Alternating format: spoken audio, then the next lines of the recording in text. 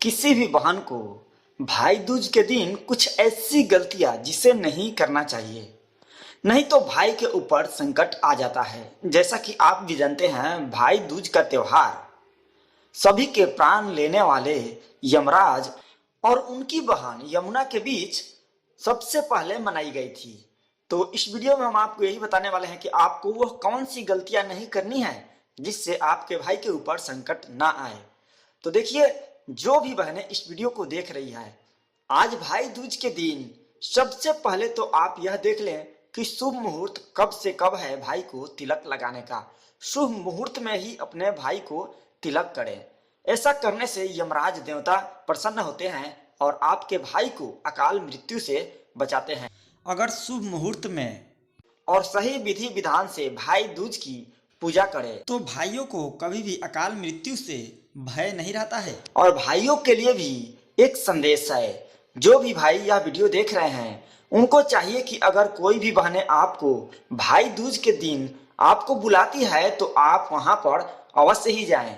ऐसा करने से आपको कभी भी मृत्यु का, अकाल मृत्यु का भय नहीं रहता है। ऐसा खुद यमराज ने ही कहा है।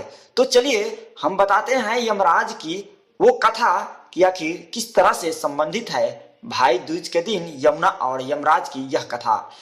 सूर्यदेव की पत्नी का नाम छाया था, जिनके दो पुत्र और पुत्री थी। एक का नाम था यमराज और दूसरे का नाम था यमुना। यमुना जो कि यमराज की बहन थी, वो अपने भाई यमराज को बार बार अपने घर पर बुलाया करती थी, लेकिन यमराज देवता लोगों के प्राण हरने में इतना व्यस्त थे कि अपने बहन के बातों पर भी ध्यान नहीं देते थे। लेकिन एक दिन यमुना ने फिर से अपने भाई को निवेदन किया, भैया आप मेरे घर आओ।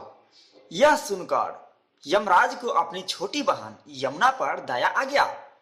यमराज ने सोचा कि मैं तो मृत्यु के देवता हूँ, लोगों के प्राण लेता हूँ और मुझे कोई भी अपने घर पर नहीं बुलाता है, और मेरी बहन बार बार मुझे बुलाती है, मुझे वहां अवश्य ही जाना चाहिए। यह सोचकर यमराज ने नरक लोक में जितने भी लोगों को बांध रखे थे उन सभी को छोड़ दिए और अपने बहन के तरफ चल दिए। अपने बहन के घर पहुंचते ही उसने यमुना को देखा कि यमुना के चेहरे पे मुस्कान है। यमुना अपने भाई को देखकर बहुत ही प्रसन्न हुई और अपने भाई के माथे पर उसी दिन तिलक लगाया। यह देखकर यमराज बहुत ही खुश हुए।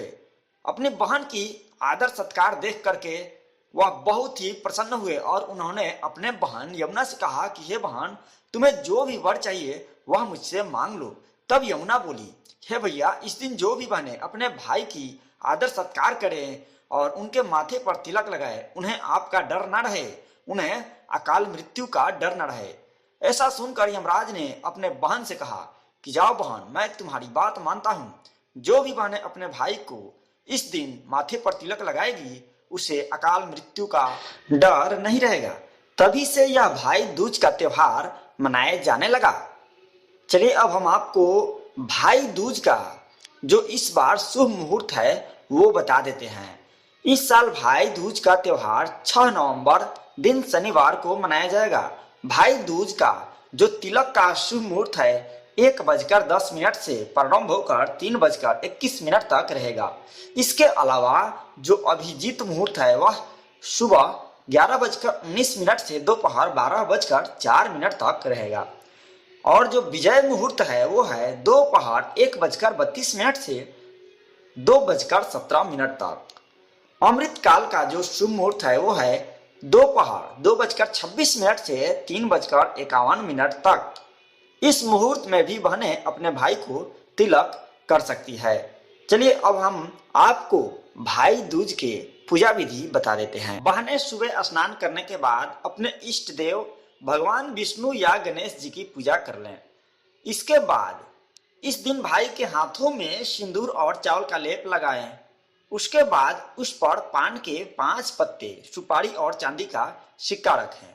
फिर उसके हाथ पर कलावा बांधकर जल छिड़कते हुए भाई की दीर्घ आयु के लिए मंत्र पढ़ें। कहीं कहीं बहनें अपने भाइयों के माथे पर तिलक लगाकर उनकी आरती उतारती है और फिर कलाई पर कलावा बांधती है।